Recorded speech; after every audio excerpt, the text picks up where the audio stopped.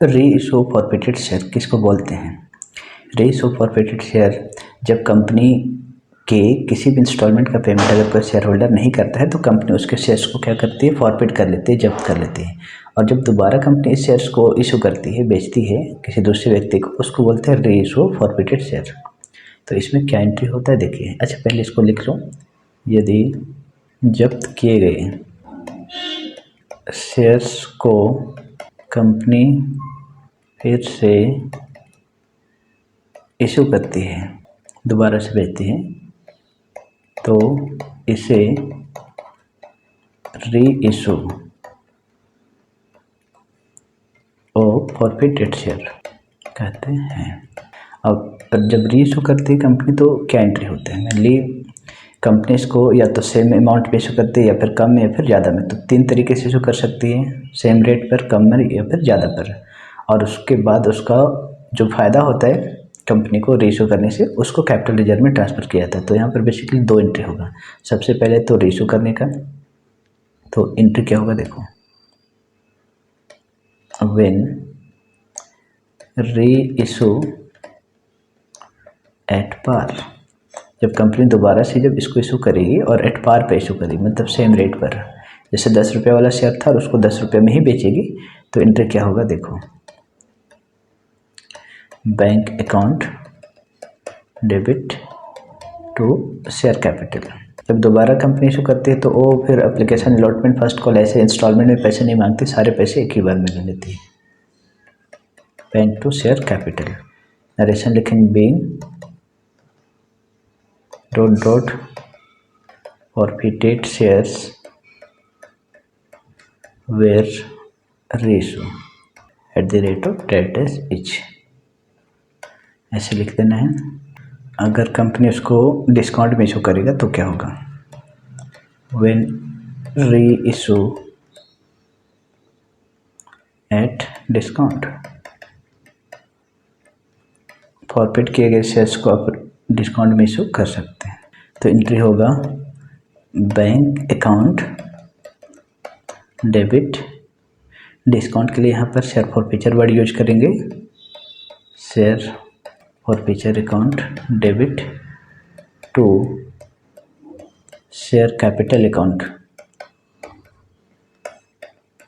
Discount word use नहीं कर share forfeiture word लिखेंगे, being dot forfeited share were reissue at the rate of dot each. और company इसको कभी कभी प्रीमियम में भी इशू करती है। तो अगर प्रीमियम में इशू करेगी तो लिखेंगे व्हेन री issue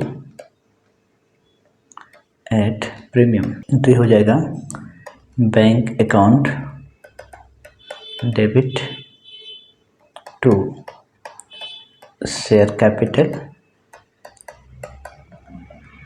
to security premium account, being dot forfeited shares were reissue at the rate of dot each. तो इस 3 में से कोई एक दिया हुआ रहेगा, या तो पार या फिर डिस्काउंट या फिर प्रीमियम। तो उसके अकॉर्डिंग हम लोग एंट्री करेंगे। और उसके बाद एक और एंट्री होती है, जब कंपनी किसी के शेयर्स को फॉरफिट करते हैं और दोबारा जब उसको बेचती है, रीइशू करती है, तो उसको कुछ ना कुछ फ़ायदे होते हैं। तो जो फ़ायदा होता है उसको कंपनी कैपिटल रिजर्व में ट्रांसफ़र करती है उस अमाउंट को। तो उसके लिए एक एंट्री अलग से होती है।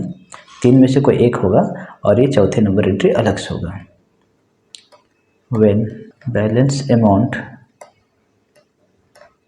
Of share forfeiture transfer to capital reserve, तो इसके लिए अलग से एंट्री होगी, share forfeiture account debit to capital reserve account, being balance of share forfeiture transfer to capital reserve. तो स्टार्टिंग का 3 में से कोई एक एंट्री करना है और एक कैपिटल रिजर्व में ट्रांसफ़र करने की एंट्री करनी है, तब जाकर आपका रेशो की एंट्री होगी। और बाकी एंट्री जैसे पहले होता था वैसे ही होगा। जैसे आप एक एग्जांपल देख सकते हैं, देखिए एक क्वेश्चन है, Dhanbad limited was registered with a capital of 7 lakh divided into 70,000 equity share of 10 each। कंपनी के पास 70,000 इक्विटी शेयर हैं, लेकिन it offer to 60,000 equity share to the public, लेकिन उसमें से कंपनी ने सिर्फ 60,000 शेयर ही पब्लिक ऑफर के मतलब इशू किए। तो जितना इशू किया जाता है उससे हमारा क्वेश्चन बनता है। तो लिखते हैं यहाँ पर इशूड शेयर, इसका समरी थोड़ा सा लिख लेते हैं। कंपनी ने 60,000 शेयर इशू किए हैं और इक्विटी शेयर है, तो लिखेंगे equity share to the public at par payable as ₹3 on application, 2 on allotment, 3 on first call और 2 ऑन फाइनल कॉल। इसकी फेस वैल्यू एक की प्राइस है 10 रुपया और मार्केट वैल्यू भी 10 रुपया है। कितना कितना मांगा गया है? 3 on application, 2 on allotment, 3 on first call और 2 ऑन फाइनल कॉल। तो 3 2 5, 3 8 और 2 10, टोटल 4 इंस्टॉलमेंट है, तो टोटल 8 एंट्री होंगी। फिर आगे देखते हैं। Company receive all the money with the exception of first and final call on 3,000 share. First और फाइनल कॉल में 3,000 शेयर के पैसे नहीं मिले। कोई 3,000 शेयर बाई किया होगा, उन्होंने फर्स्ट कॉल के पैसे और सेकेंड कॉल के पैसे नहीं दिए। ठीक है। Board of director decided to forfeit this share after completing the required legal formalities. कंपनी के डायरेक्टर्स ने इन शेयर्स को जब्त कर लिया। All the forfeited share were reissued to Raghav, credited as fully paid for ₹9 पर इक्विटी शेयर।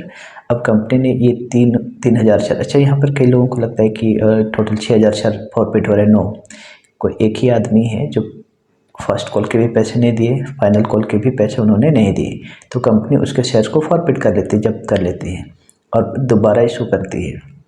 तो अगर इसके शेयर को जब्त कर लेगी तो टोटल 3,000 शेयर ही जब्त होती है। ये एक ही आदमी का 3,000 शेयर है जो फर्स्ट कॉल में भी नहीं दिया, सेकंड कॉल में भी नहीं दिया। तो अगर कंपनी उसके शेयर को जब्त कर रही है तो टोटल 3,000 शेयर जब्त हो रहे हैं। अब कंपनी उसको दोबारा बेचती है 9 रुपये के हिसाब से। तो 10 वाला शेयर को अगर 9 में बेच रही है तो इसका मतलब डिस्काउंट में बेच रही है, तो ये वाली एंट्री होगी। देखो, bank account debit, share forfeiture account debit to share capital account, ये रीइशू करने की। और इसके पहले हम लोग देख चुके हैं फॉरफिचर का क्या एंट्री होता है, ये तो रीइशू का है। तो इसकी एंट्री कैसे बनेगी? For general entry for the above transaction, पूरी एंट्री करना है। इसका मतलब 2 4 6 8 एंट्री होगा और एक फॉरफिचर का 9 और रीइशू का ये 2 एंट्री, टोटल 11 एंट्री होंगे। तो एंट्री देखिए क्या एंट्री होगा। सबसे पहले एंट्री, अभी हम नरेशन नहीं लिख रहे हैं, केवल एंट्री समझा रहे हैं। Bank account debit to share application account, amount हो जाएगा 60 × 3, 60,000 × 3, 1,80,000, 1,80,000।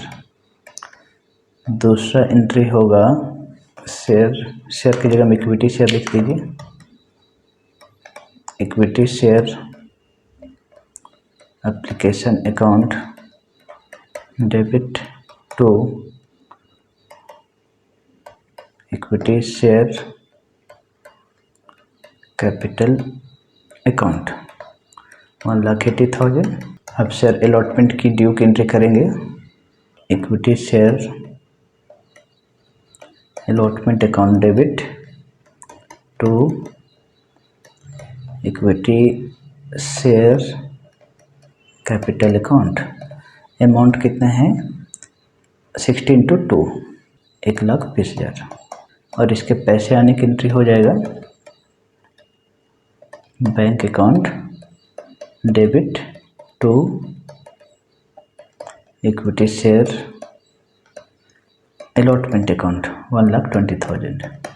और अब जब फर्स्ट कॉल की एंट्री करेंगे तो फर्स्ट कॉल की प्राइस है 3 रुपीज़, तो लिखेंगे पहले ड्यू करने का equity share first call account debit to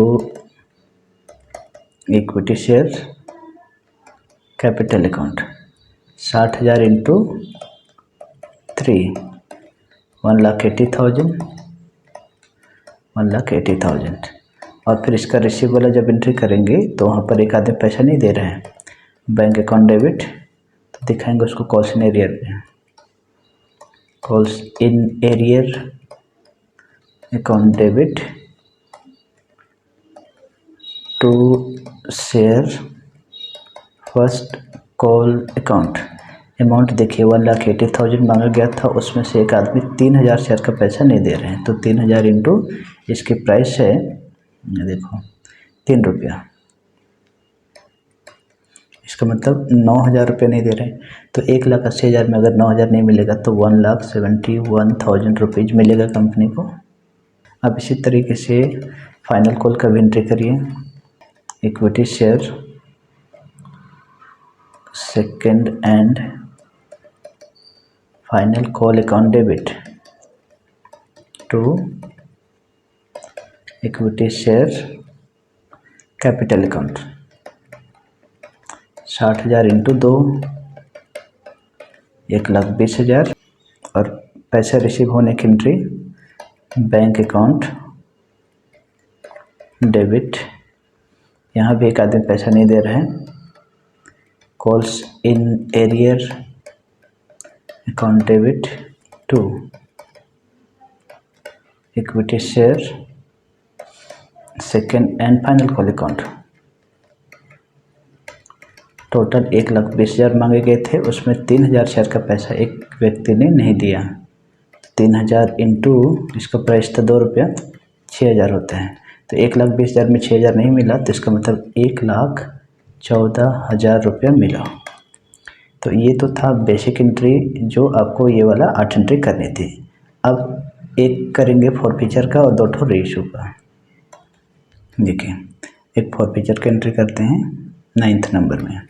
forfeiture की एंट्री इसको एट पार में इशू किया गया, तो एट पार में इशू करते हैं और जब उसको फॉरफिट करते हैं तो एंट्री होता है equity share capital account debit to share forfeiture और टू कॉल्स इन एरियर। और कॉल्स इन एरियर की जगह हम फर्स्ट कॉल सेकंड कॉल भी लिख सकते हैं। तो यहाँ पर लिखेंगे कितना शेयर जब्त हो, उसको 3,000 शेयर फॉरफिट हुई है, तो 3,000 इंटू उसकी जो फेस वैल्यू थी 10 रुपीज़, उसको लिखना है। 3,000 इंटू 10 30,000। कॉल्स इन एरियर में कितना उनको पैसा नहीं मिला, तो अब देखिए एक बार 3 रुपया और एक बार 2 रुपया, टोटल 5 रुपये नहीं मिला 3,000 शेयर पर। तो 3,000 शेयर पर टोटल 5 रुपये नहीं मिला, मतलब 15,000 हो जाएगा।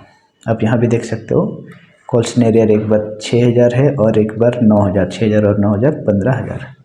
इसका मतलब कंपनी को एक बार 6,000 और एक बार 9,000 रुपया नहीं मिला, टोटल 15,000 रुपया एरियर हो गया।